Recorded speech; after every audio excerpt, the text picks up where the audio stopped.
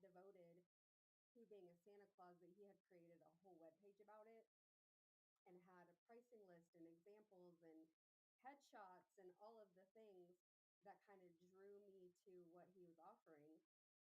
And so we had that initial phone call, and again, he sold me by his believability, which is how I then go on to kind of help others land jobs like that too, because that's what we're looking for is for when our families come in, they want to believe that you are Santa. And so he sold me to the point that our first marketing shoot, I forgot to take pictures because I was busy listening to his stories.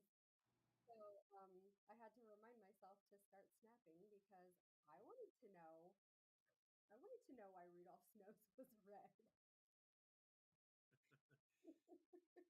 Well, and that's how I found the multiple photographers that I've worked with by reaching out to see if there was any photographers looking, number one, and or if they had thought about doing Santa Minis, which is kind of what it's called. And so that's a great way to hook up with a photographer, as you said. Yeah, absolutely. Good. Hey, we saw a mention of your work appearing in publications. Tell us about your portfolio and your creative process and where all you've been blessed to showcase your talents from publications to other interviews and podcasts that maybe you've done. Let's roll it all into one. Yes, all of it. Well, I was thinking about this earlier. So I have uh, been very blessed with the opportunity to be with Michael and Herbie on the Kringle Brothers. Blessed to be with Mel on her podcast. Also here locally, I've been recognized by the Hilliard Chamber of Commerce and the Better Business Bureau for good business ethics and whatnot. I have been published in three local magazines, um, like just for my business. But then when I got home from Branson like a month ago, I checked the mail and I was published in a magazine in Springboro, Ohio, with a lovely Santa down there. That it was just a beautiful article, and so it's really cool to see my work in the magazines and stuff. And I think the biggest accomplishment or surprise, you could say, was when our friend Roger Minton was asked to do a People magazine interview, and he wanted to use some of my photos for that. So I can officially say that I've been published in People magazine. So that's pretty cool too. Cool. Yeah, Yeah. and it wasn't your pictures, but your set was published in the Branson newspaper. I can send you some of that if you want to. Oh yeah, I would love that. Now, the photographer, the newspaper photographer, took the picture, Oh yeah, yeah. That's awesome. but it's your background. That's awesome. I love that. That's awesome. We can send you that.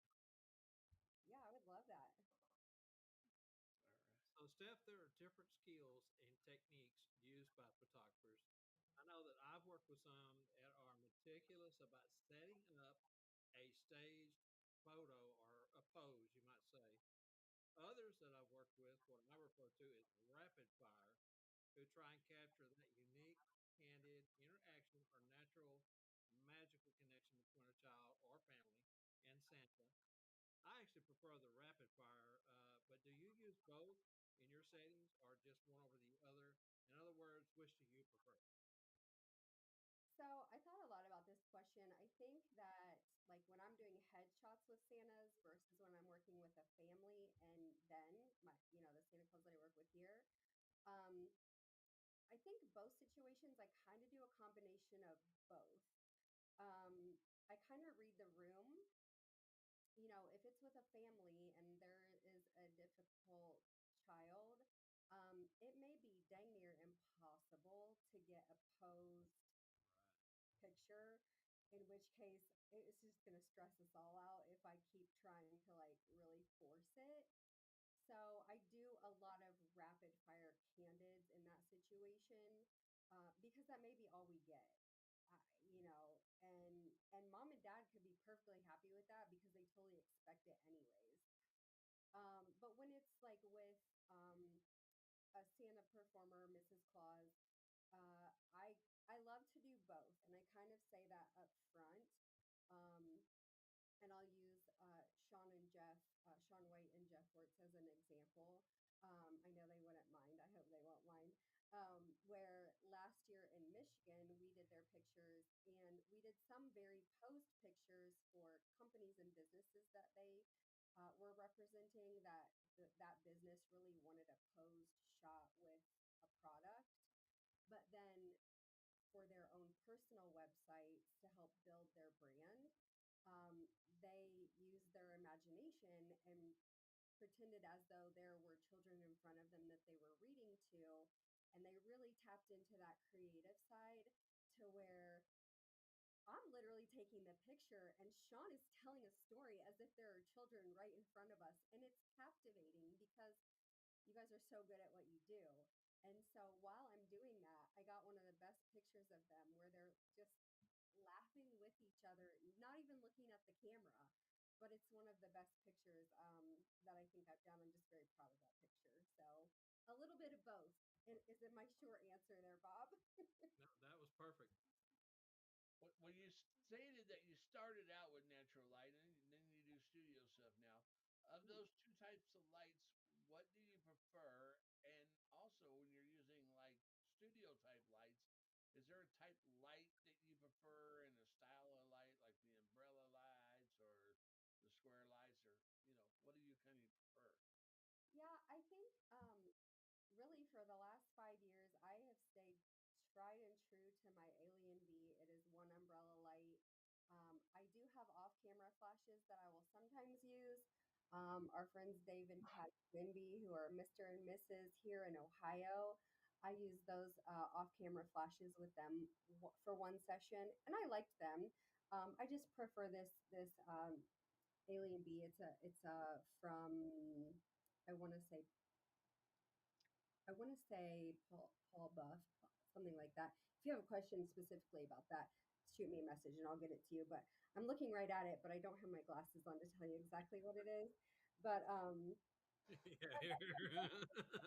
angle.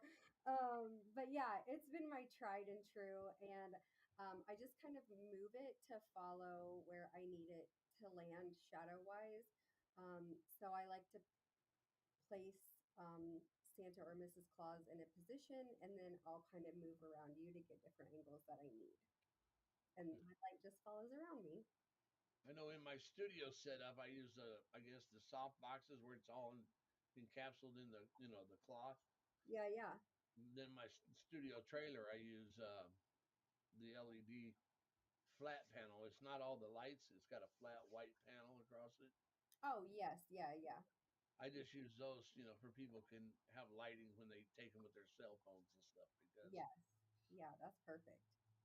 yeah, during the Christmas studio sessions, how many different sets do you offer, and how long do your sessions last? Like here for families, you mean? Correct. Yeah, so we I kind of teach about this a little bit when I do teach. Like I taught in Gatlinburg and in Branson this year, and there were a lot of questions about that. And I have just a very basic living room size studio. Like I said, it was my living room. And when I first started this, I had other photographers who were like, "Oh, you'll never get more than one set in that room. It's too small." And I'm like, "I bet." Watch. So I had this vision where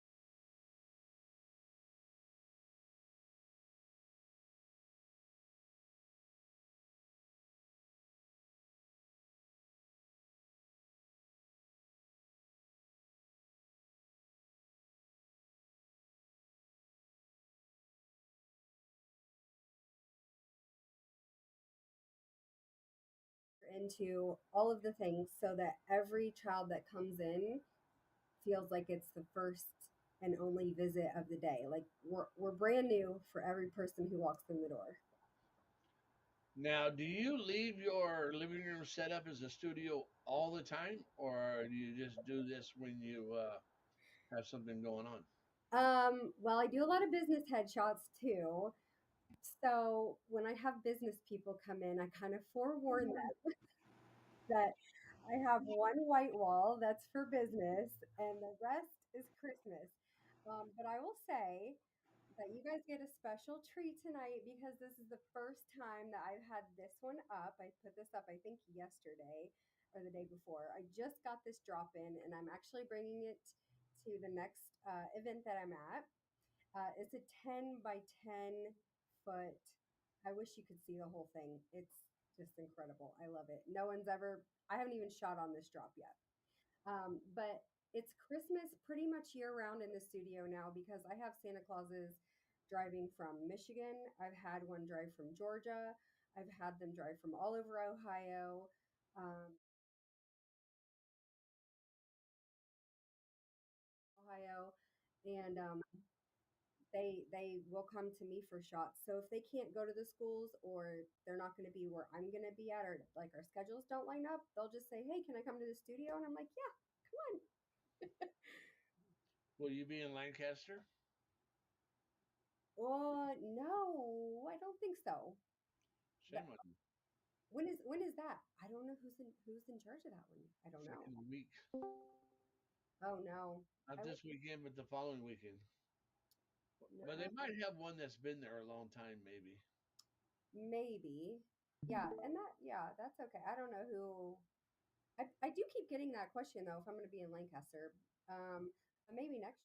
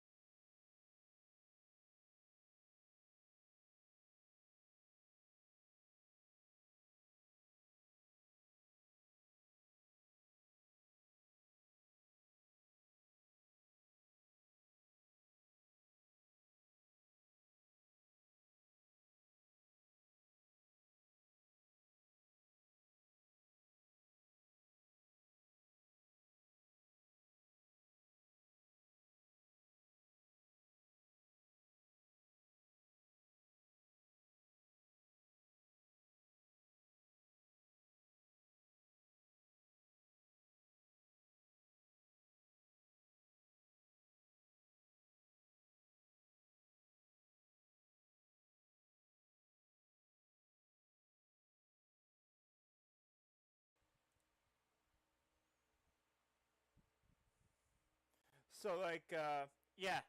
So they work together. So like, each Santa will sometimes they help out Santa Christmas Eve. Like if he needs extra help, they help.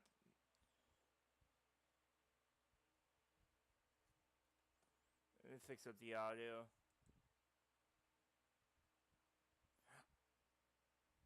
Yes. What happens each year?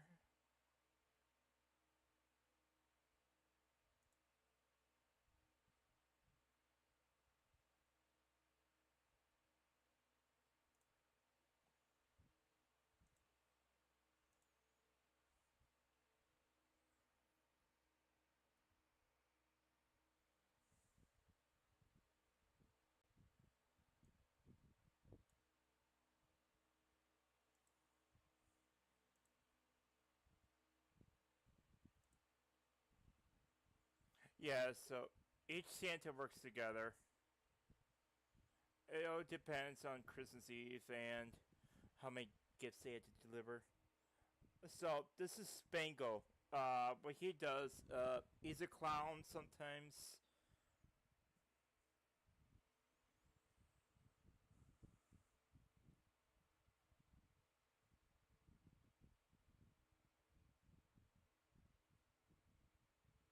She's married to him. She's married to him.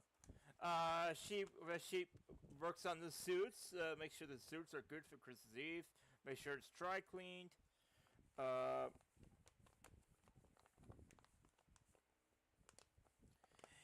yeah, yeah, yeah, yeah. Oh, this is.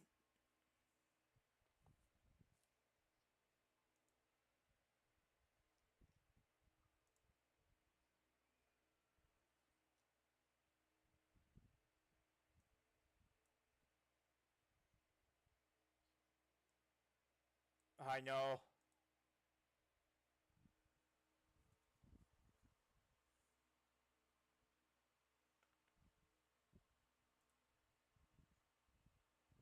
So yeah, she does a great job.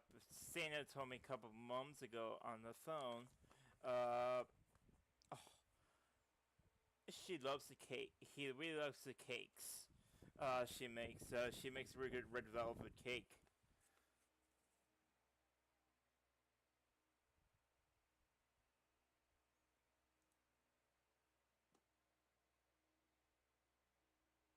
I might just go live, go bigger.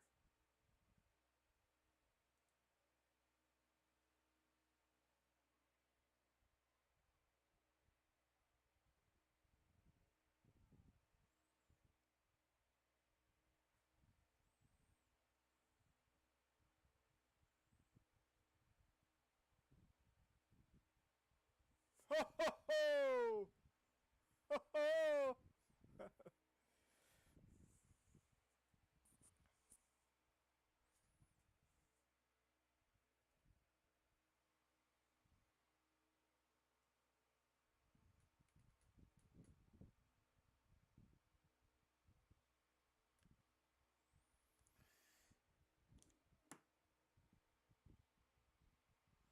No, they have pets. They have pets.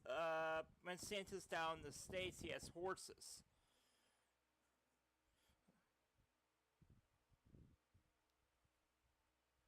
Yes, they do. Yes, they do. Sometimes it involves over the years with different animals. You know how animals, sometimes animals they don't live forever, but the reindeer do. Uh, but over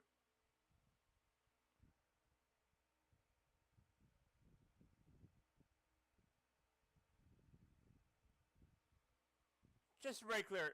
But the Saint Bernards they have up there, which you could adopt now from the North Pole, they're magical. There's a story behind that.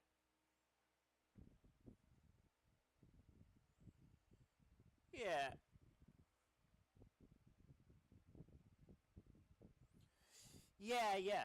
They are. They are. Oh, hold on. There.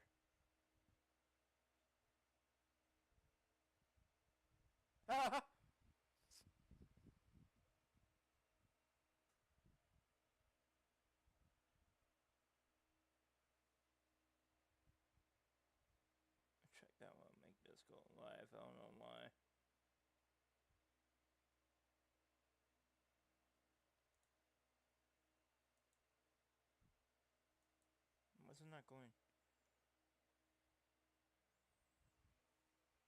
Like Jinx, like, and so he's pointing to me. I'm pointing to him. We know that he's Oh, about to try do his magic. reload.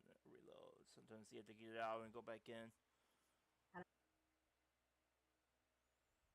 Yeah, it could be there now. Rapid fire, Bob, where I had to be on point and ready to go because I'm telling you, when Jinx moved, those kids were like, Oh yeah, those did elves. you see that? I mean, they were in Mm-hmm. disbelief. If you don't have a Jinx, you need a Jinx because this, even the kids are so taken aback to see the elf's head move. and Elves and tend then to move you know around a lot.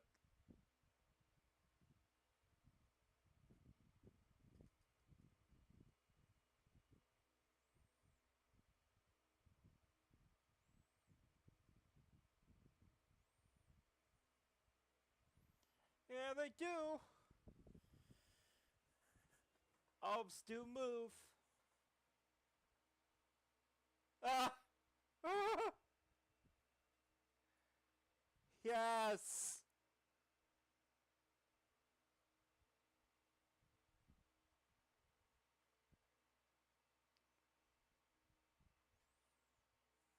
I have no clue. I know a couple years ago he had he sent me pictures. It was years ago.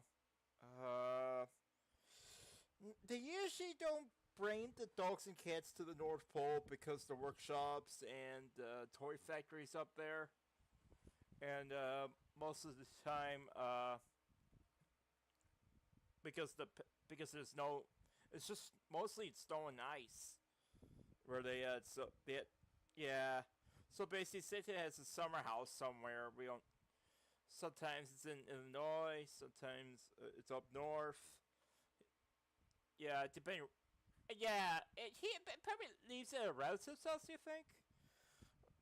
Probably not really at the North Pole because you don't want pets like going like just for example the ranger stables and getting lost in the workshop. I would not say he has dogs and cats. Saint Bernards he does, yes, because one time on the phone with him at the North Pole, you could hear the Saint Bernards in the background at the North Pole.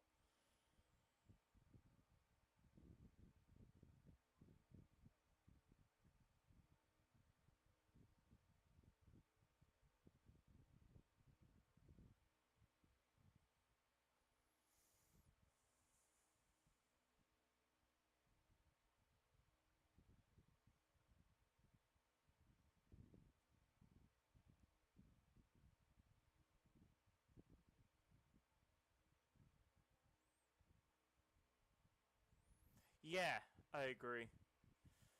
Um, yeah, I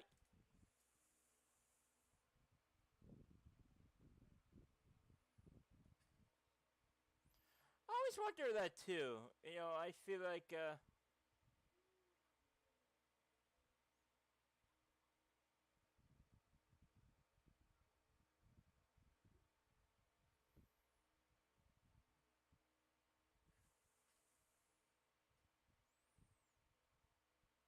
yeah, yeah, yeah. Or like in the movie with Kurt Russell, the Christmas Chronicles. Yeah, he had huskies up there. He had dogs. Probably not cats. I'm thinking cats would be a little much. You think? Saying he's in the workshop or he's traveling a lot, and Mrs. Claus has to deal with the kitchen, feed the elves in the morning, and yes,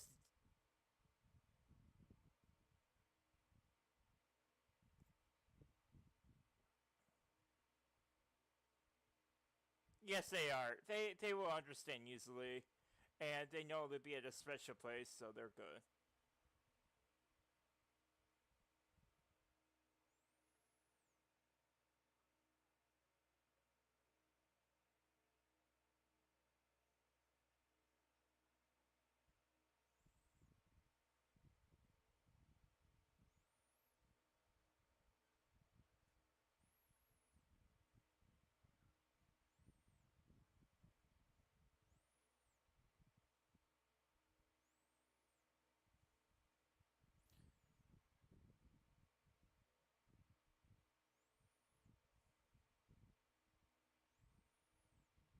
Yeah, yeah. Because they're gonna. Yeah, I think it. Or they were born at the North Pole. Like they probably have families up there. And they just naturally have that instincts. They live at the North Pole, and I don't think it's pretty hard for Santa to like go somewhere like it's like oh here I am in person.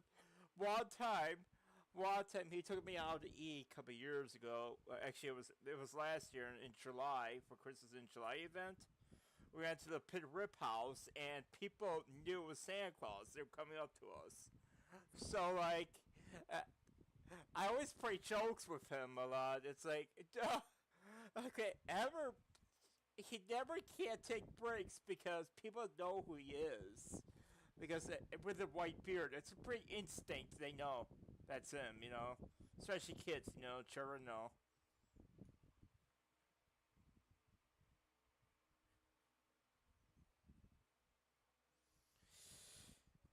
Uh, not all the time. Sometimes he's traveling, so getting ready for Christmas. Like he's now getting ready for Christmas right now. Like he's. Last I checked, it was a couple of days ago. He was in France, doing some inventory.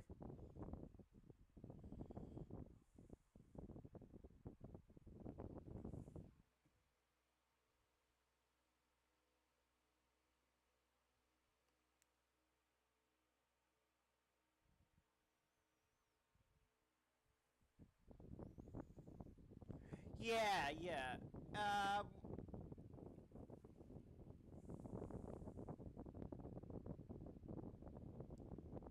There's some people. There's some people like the reason saying he doesn't go to their house is because like the cameras. Oh, he has to be sneaky. Like Santa isn't is he's out. The house is like so quick. Blink of an eye. He's in and out like 0 seconds. You can't even catch him. But he plays tricks on me every year, especially coming home from church.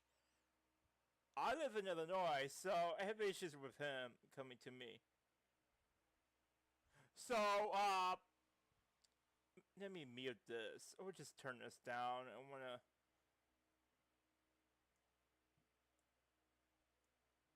Okay, let me mute this part. Okay, what was saying? Uh, a problem with my route with Santa every year. Every time I come, I always get. Okay, we have an earlier midnight mass. It's not at midnight. It's at 10 p.m. The church switched it from midnight to 10 p.m.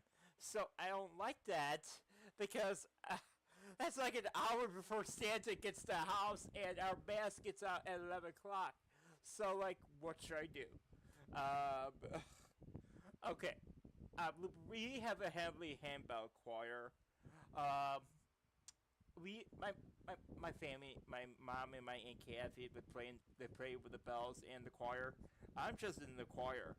So, but I had to put the bells away on Christmas Eve. Last year we didn't have bells last year, so last year was hectic. It was insane. So, uh, apparently, when I got home, I live in the Chicagoland area, but I'm not really in the city. I'm like 20 minutes away in the suburbs. I live in Hickory Hills area. So it's like the Munster, Indiana area, like 20 minutes away. I'm in that region when Santa gets to me around 11:29 to 11:36. So I'm like the 11:30 hour.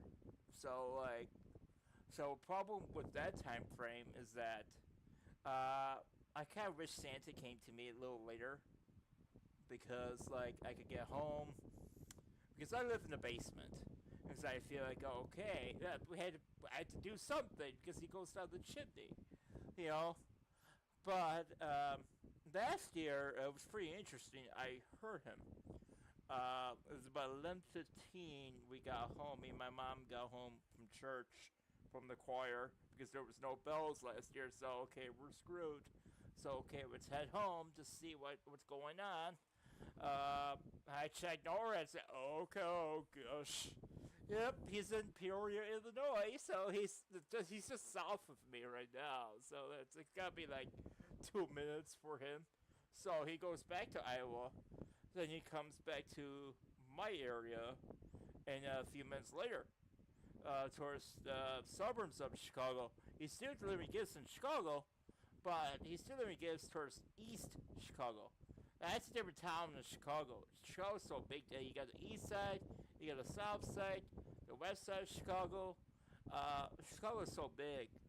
Um, Parts of Chicago touches near Munster, which is like around the border of Hammond, Indiana, and I know it's very confusing with parts of Florida. It's central there. Um, Pensacola, Florida, that's central. Um, for me, it's pretty insane. He does those loops across from Chicago. So for me, I'm before Chicago, actually. So like, okay, when I got home, it's like, should we just check upstairs and come back downstairs? Uh, Apparently, right 11:29, Nora indicated that Santa was over in my area, and heard. I was saying, I heard Santa in my house. I heard the. I heard sleigh bells. I heard sleigh bells.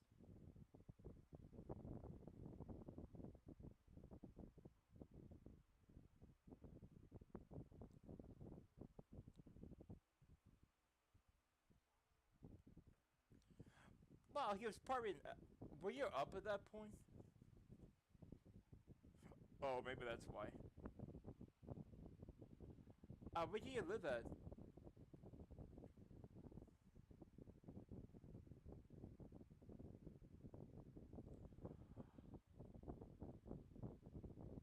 Oh my, no, actually, because I know Santa directly, because we're good friends.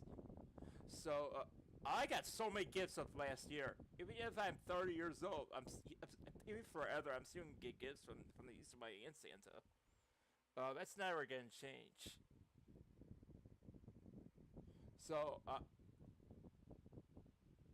it's a long story. It goes back to my ancestry, DNA. Yes, yes. He's it's fourth generation. So you get just yeah, yeah, by four generations. Yeah, because he was born in Turkey. So that's insane. That's how I got to know all the Santas for him, Santa himself, because I'm cousins with Santa himself. So I got to know him before lots of stuff before COVID. During COVID, I got to do more with him. We got to do Zoom calls. That was insanely good. I saw the Northern Lights. I saw the workshop one time for my birthday. Um, but every year, uh, because now since I haven't moved downstairs, you can hear a lot more stuff when you live in the basement. Because the front door is literally like, let me change the scene here. So, as for me, if you walk this way, the front door is this way. So when I turn around, um, the fireplace is directly behind me where I'm at. So, have you ever like hung out with him on Christmas Eve in Uh, your living room or something for uh, like a couple seconds before he had to go? no, my dog did. Let me show you. I got some pictures. Let me change the scene and get out from here. So, how did you find out Santa Claus, Saint Nicholas was your cousin? One of the elves told me. One of the elves. Oh, So it's very interesting because you know the side of your family when you do a DNA test. And Uh, does Saint Nicholas know you were his cousin? oh yeah, oh yeah. Why didn't he tell you? What was your weirdest experience when Santa came to you last year? What was your funniest experience like he came over to your land in your hometown? So Like, did you I hear wrote a noises? no, but I did. But I wrote. So I tried to set a camera up. The phone was the camera was turned off, and then there was a letter saying because I put a letter under the Christmas tree saying respond to this. I put respond to this, and then I put a line, and it said and it was like respond to this, and he responded to it, and he said sorry I didn't get you any gifts. Your family already got you everything that I got was have had for you in my sleigh bag. And then he said your family already I was going to get you gifts, but everything in my sleigh bag your family already got gave you. So and then he said, by the way, the snacks was like nice. I put out banana pudding last year, so he was like, and by the way, the banana pudding was delicious. So looky here. This is Christmas Eve, 2023. I was at my grandparents' grandma's nursing home in Plainfield. Look what happened during the day. You see, it's during the day. You know, Santa usually doesn't come during the day. That's insane. That usually doesn't happen.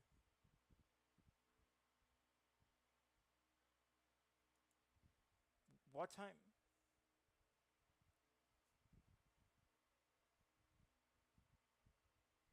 Bad.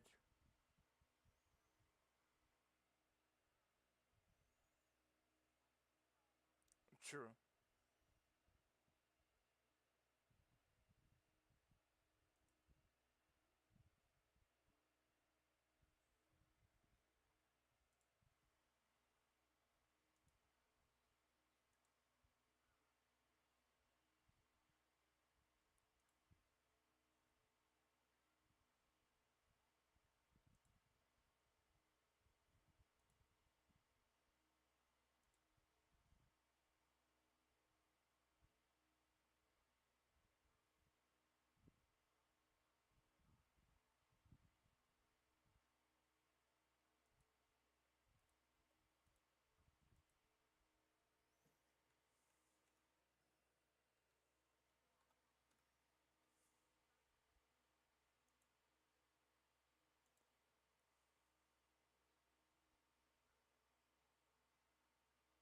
Oh, gotcha. So you basically you have what time does he usually get to your family?